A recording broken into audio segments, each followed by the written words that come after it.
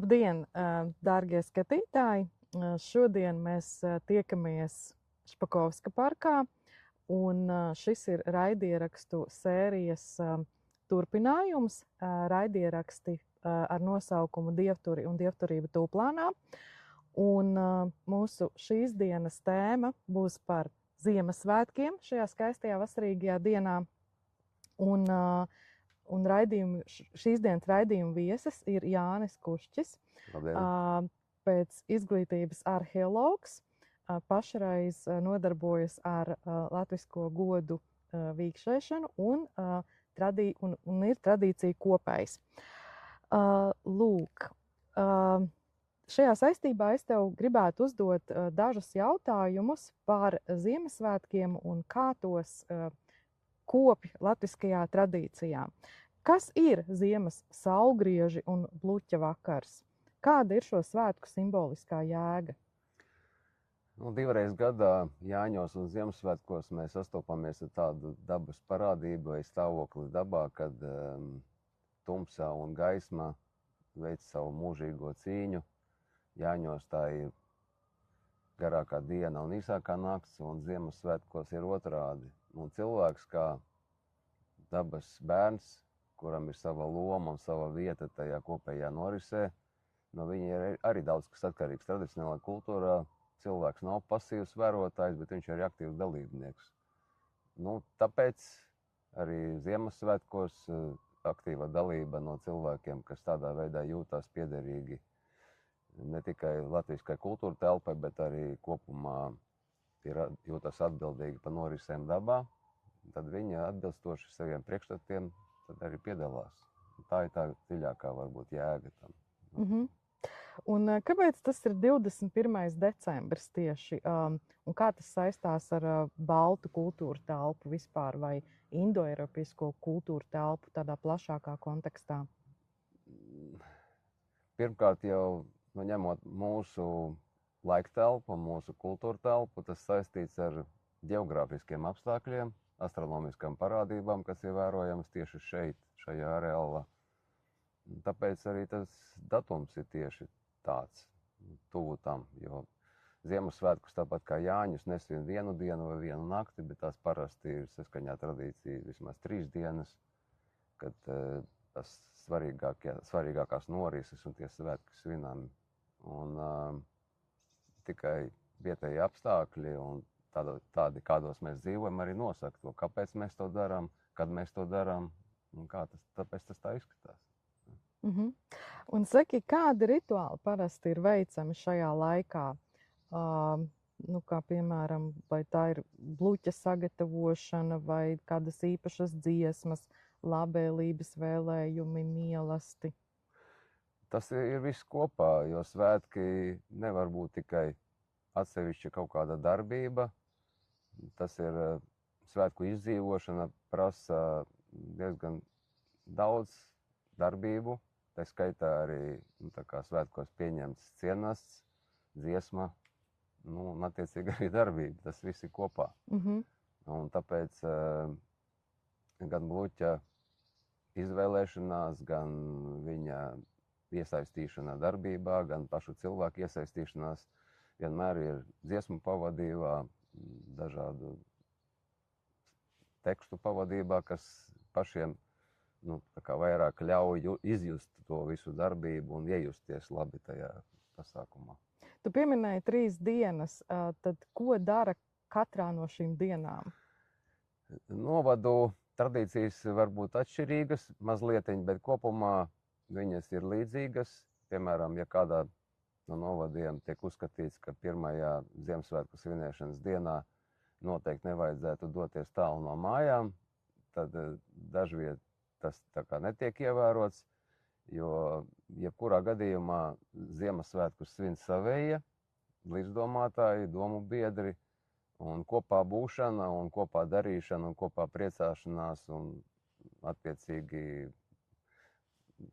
emocionāla fona uzturēšana, tas ir iespējams tikai tuvu cilvēku, tuvu labi līdzīgi domājuši cilvēku vidū. Tāpēc, tā.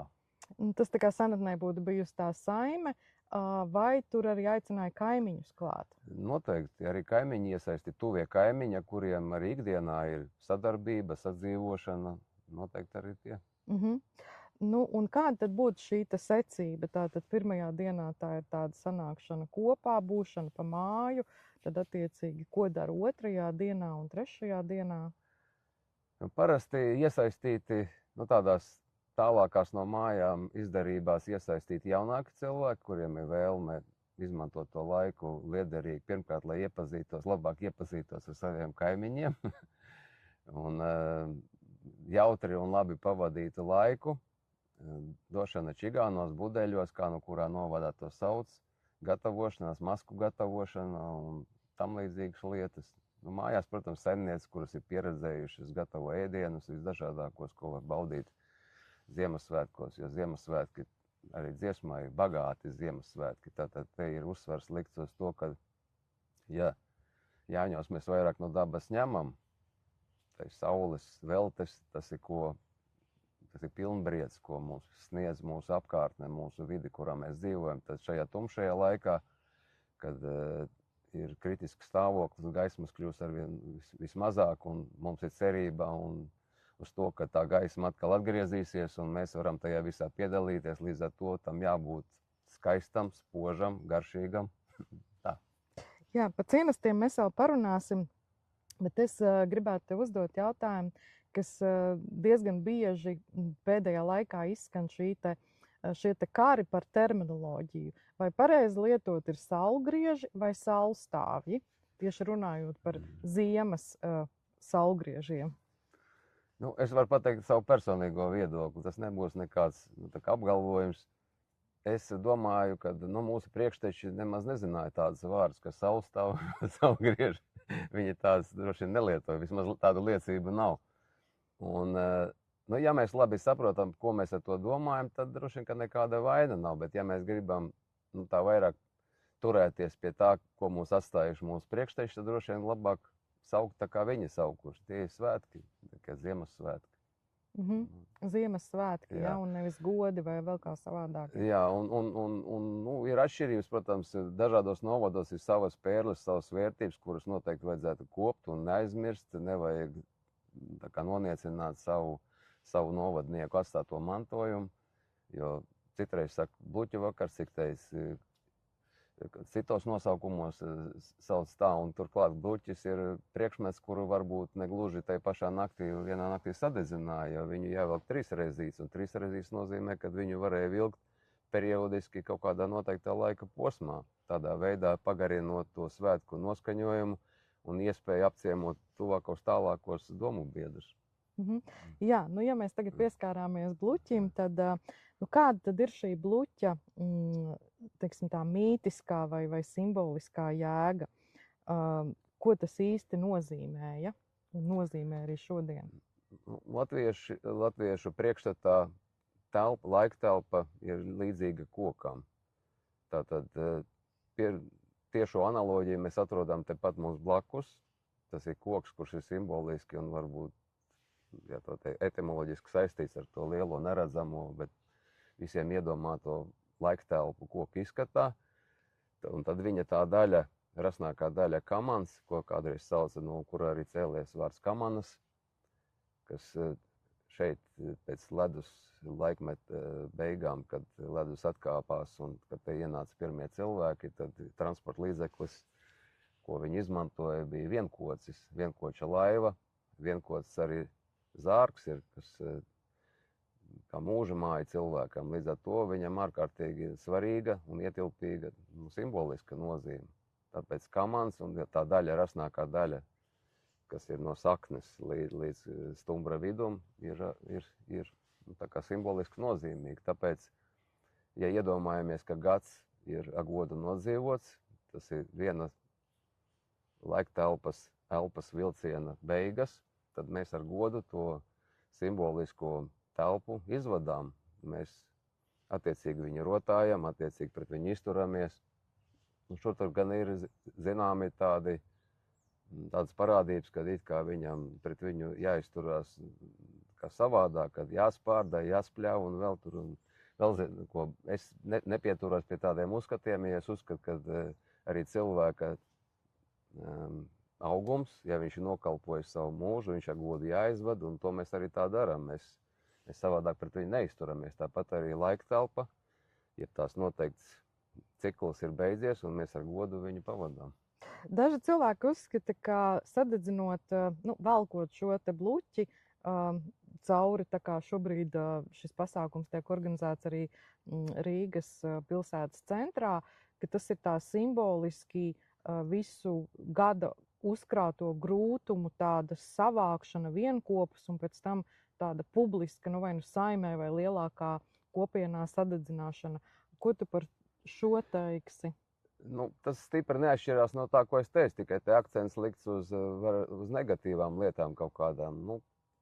Iespējams, tur ir sava loģika. Es nesaku, ka mana doma pareizāka, bet katrā ziņā tā ir atvadīšanās no jebkā, kas tev ir bijis. Varbūt, kad nepārāk labs, varbūt nepārāk patīkams, bet te pašā laikā viņš ir nodzīvos. Tu tam esi izgājis cauri, tu esi sapratis gūjis kaut kādu mācību no tā visa, tad līdz ar to jābūt pateicīgam, ka tev tāda iespēja ir bijusi piedāvāta. Vienalga, vai pozitīvi vai negatīvi tu viņu atceries, bet tas tevi bagātina.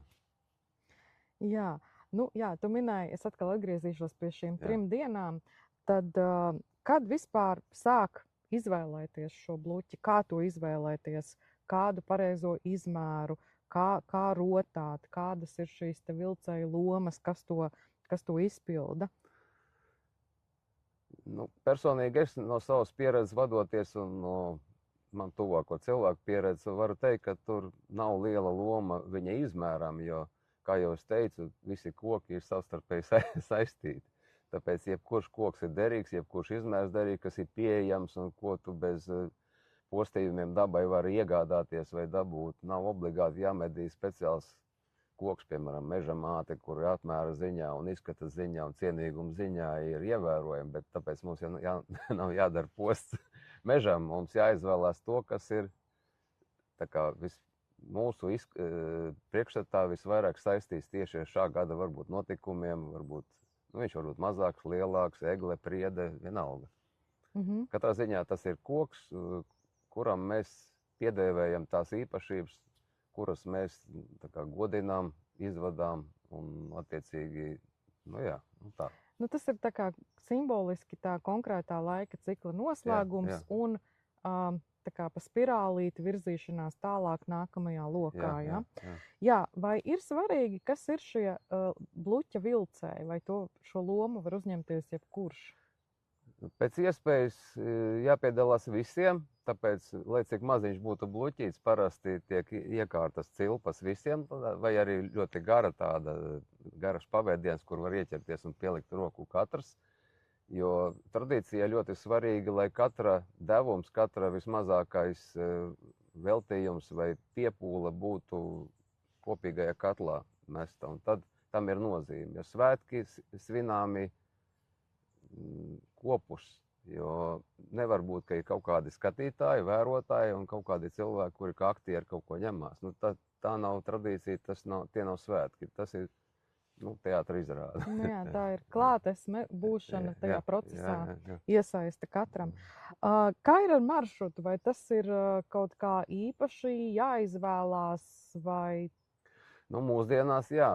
Senāk arī droši vien, kad kaimiņi varbūt nevienmēr gribēja pie kādiem cilvēkiem doties, ar kuriem viņi var nepārāk labas attiecības, arī mūsdienās tāpat, bet mūsdienās īpaši urbanizētajā vidē jāņem vērā to arī, ka cilvēkiem varbūt nevar būt līdzīgi priekšstati kā mums, ka varbūt, ka viņi negrib svinēt Ziemassvētkus latviskā garā, varbūt viņi negrib bluķa vilcējs redzēt vai paši negrib vilkt, tad mums tas jārespektē tomēr. Un es domāju, ka no tāda viedokļa jāizvēlās tas maršruts, lai būtu gan izvairītos no nevēlamiem konfliktiem un lai būtu savējie vairāk un lai mums tas būtu patīkami.